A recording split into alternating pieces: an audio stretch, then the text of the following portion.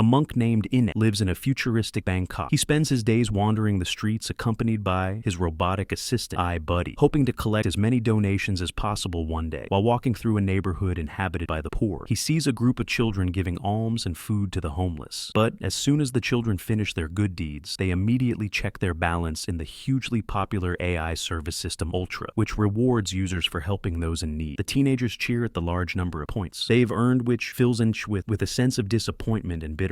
Meanwhile, the news reports that it has been a year since Ultra began changing the approach to Buddhism. On this very day, an important event is taking place at the corporation's headquarters, where the system's inventor and founder Neo reminds everyone that in modern times many have turned away from religion, considering it outdated, irrelevant, or even corrupted. This, he claims, is caused by certain groups tarnishing religion and undermining people's faith. Yet Neo believes that religion is as important and necessary as ever. He offers a solution to revive faith, the Ultra program, and this system of merit-based points allows users to earn points for performing good deeds. These points can then be used for immediate rewards, such as paying utility bills, purchasing certain goods in stores, or gaining paid access to events. In short, goodness will now become tangible, and human virtue will bear fruit. Ansh disapproves of this system, but he is a simple monk and cannot convey his opinion to Neo. Once again, one of the girls notices his gaze and tries to give Anik some food, but her friend stops her, arguing that giving food in parts allows them to earn far more points. Anik attempts to explain to the teenager that true virtue lies in doing good without expecting immediate rewards. This is the essence of a true Buddhist kindness. However, Ultra immediately responds to the situation, explaining that this idea is mistaken as it contradicts their operational model. The boy, for listening to Anik's teachings, instantly receives extra points. The girl is upset but cannot argue with her friends, and Anik is left without any arms. He moves on, but soon notices that his iBuddy has sustained damage inspecting his metallic companion. He suddenly sees a sticker that compares payment for charity to payment for the services of a fallen woman. Outraged, Ansh is approached by two of his fellow monks, who note that he is once again talking to the robot. One of them is angered by this, but the other sees no harm, pointing out that some people talk to animals and no one questions that. The first monk insists that robots are just metal trash cans with no feelings, unlike cats or dogs. The second monk reminds him that Ansh used to be an engineer at a major firm, which explains his affinity for machines. The monks display their daily collection, and it must be admitted that it is quite meager. A few bags of rice and flowers nearby. A man lying down turns on his gadget, where the news program reports that due to Ultra's popularity, people have stopped attending Buddhist sermons, leaving monks without alms. Everyone around seems ready to do good, but only for a price, thereby glorifying materialism. However, the government expresses gratitude to the Ultra project, noting that it has sparked a wave of kindness. The country now has an opportunity to move forward, and even government officials use the service. Neo is confident that the more good deeds are done, the better it will be for everyone. The monks are outraged because all this contradicts the teachings of the Buddha. Additionally, Ultra sells user data to third parties, which is illegal. Ansh reminds them, however, that selling sacred items was also never taught by Buddha, and yet monasteries do it as an example. He shows Buddha figurines that once enjoyed immense popularity because they could recite recorded sermons and teachings. Now, however, they are unwanted and gather dust on shelves. Later, Ansh is cleaning the monastery courtyard and approaches his mother's grave. It has been 7 years since her death. The abbot calls out to him, reminding Ansh that they are monks. They are also human. Mourning loved ones is not a sin. He knows Ansh has many questions and believes that the world is pushing them toward change. The question remains, what will they become after these changes? The abbot advises Anik to think carefully about this, while the sound of an Ultra advertisement echoes over the city. That evening, Anik goes out to find a new circuit board for his metallic friend iBuddy and stops by a shop in the market. However, such models have long been discontinued, and the shopkeeper can only offer spare parts from an old traffic control robot. She refuses to give him a discount, though. The only thing that could help is Ultra points, which Anik, for obvious reasons, doesn't have. Unexpectedly, a man offers to help. Ansh recognizes him as his former colleague, Adam, after the purchase. They head to Adam's workshop, where he admits that he quit the company a year after Anik left. Adam started his own startup and once wanted to invite Anik to help with coding his new project. The man had been working on creating a simulation of brain activity for parents. He collected their memories and implanted them into a chip. The result was a plush bear capable of comforting children as effectively as their moms and dads. These toys are now flying off the shelves. However, Anik does not see this as a good idea, believing that distances children from their parents, something that is already happening everywhere as they talk. Adam pulls out an Ultra device gifted to him by a client and advises the monks to adapt. Otherwise, new technology technologies will simply drive them out. On the other hand, he notes Buddhism has existed for thousands of years, so it's unlikely to lose to AI. Adam doesn't like using Ultra either, so he easily hands it over to Anik, who wishes to test the device at Temple. Anik uses Ultra and leaves a negative review of the merit system, for which he immediately receives points. The man is puzzled. It turns out that Ultra doesn't care what kind of review it receives. It just matters that it gets one. This means it cannot distinguish between good and evil. The next day, Anik is walking through the streets when Wee approaches him, offering him food and apologizing for yesterday at that moment. Wee's friend asks her to come with him, saying they'll earn fewer points without her, but the girl refuses, believing that teenagers have become obsessed with counting points. Angered, the boy grabs her arm, but Wee breaks free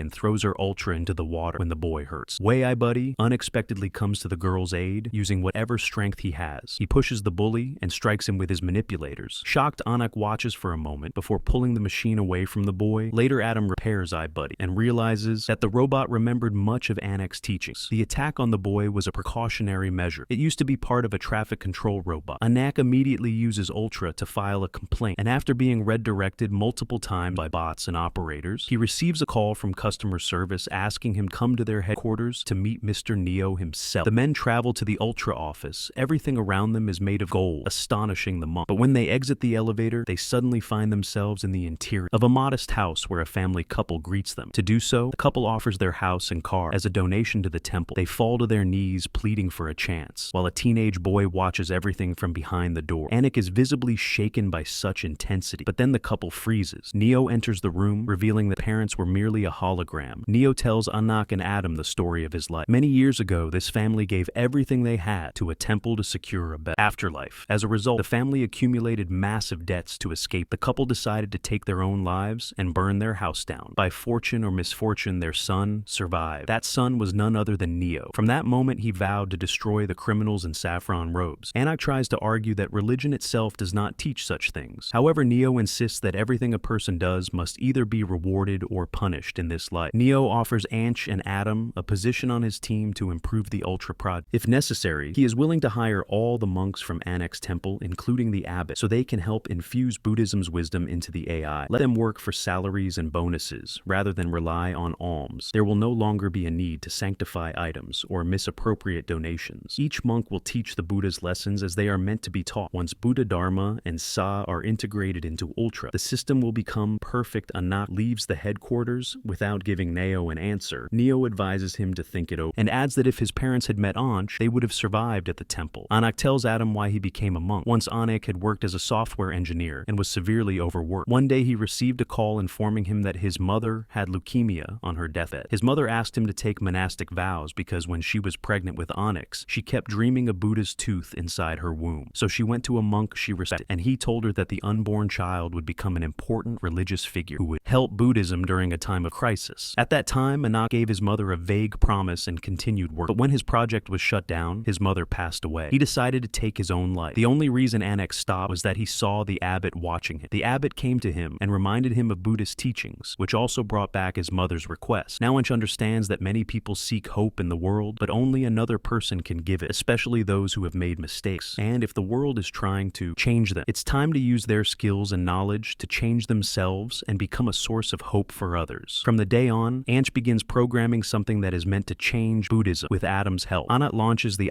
Buddha system, which resembles Ultra, but incorporates Buddhist teachings from abbots and monks across the country.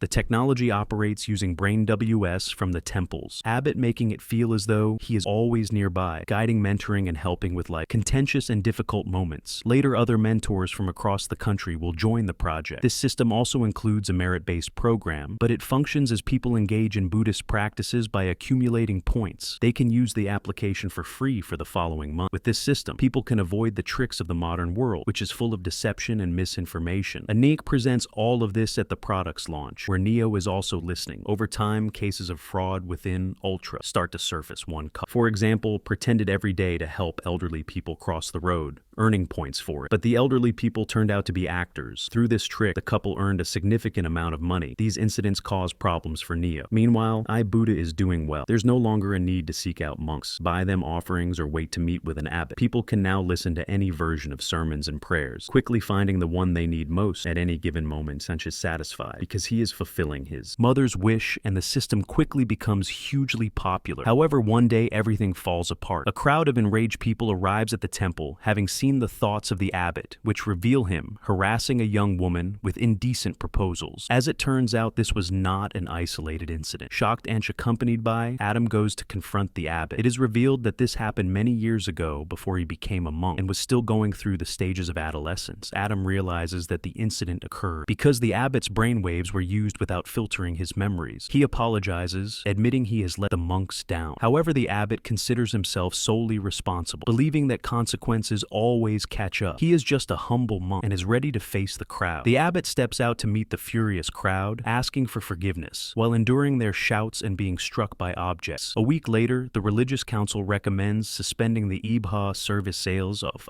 Buddha. Plummet Anna bids farewell to Ibu, renounces his role as a monk, and leaves the temple on the street. He sees litter, picks it up, and throws it into a trash bin. Suddenly, he hears the voice of Ult. Turns out that a boy is using it and complains that now they give far fewer points for cleaning up above the city. An Ultra advertisement plays, announcing that the system has been updated with Super Ultra and Ultra Pro features ready to assist people wherever they may be. Anna puts on a cap and walks into his new life. The science fiction genre has recently been actively addressing the theme of artificial intelligence dominance. This story in particular draws attention to pressing issues of faith and religion in the modern world, and serves as a reminder that while technology can make life easier, it can also behave in ways no one ever intended. If you like this video, please like, share, subscribe. Thanks watching my video.